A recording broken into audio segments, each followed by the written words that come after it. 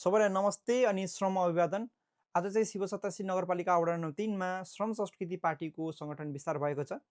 श्रम संस्कृति पार्टी मात्र यस्तो पार्टी हो जुन चाहिँ देशकै सबैभन्दा उत्कृष्ट र सर्वोत्तम पार्टी हो। किनभने यसको विधि, तरिका र सङ्गठन विस्तार गर्ने प्रक्रिया नै अरू पार्टीभन्दा बिल्कुल नितान्त फरक छ। श्रम संस्कृति पार्टीले जहाँ चाहिँ सङ्गठन विस्तार गर्दैछ त्यहाँ चाहिँ गएर चाहिँ सुरुमा श्रमदान गर्ने, त्यस पछाडि देशप्रेमी साथीहरूलाई चाहिँ आह्वान गर्ने र सङ्गठन विस्तार गर्ने गर्दछ।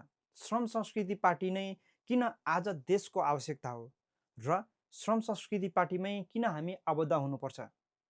किनभने श्रम संस्कृति पार्टी भनेकै तपाईँ हाम्रो एक अर्कासँग कनेक्टेड छ।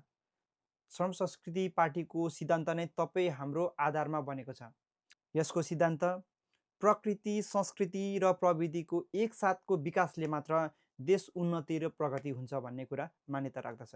त्यसै कारणले गर्दाखेरि सम्पूर्ण शिव सतासी नगरपालिकाका देशप्रेमी साथीभाइहरू श्रम संस्कृति पार्टीलाई बुझ्नको लागि ढिला नगर्नुहोला, किनकि पछि पछुताउनु पर्ने अवस्था आउन सक्छ।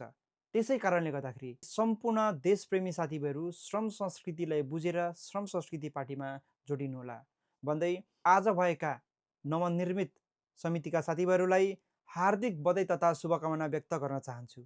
जय माटो, जय देश।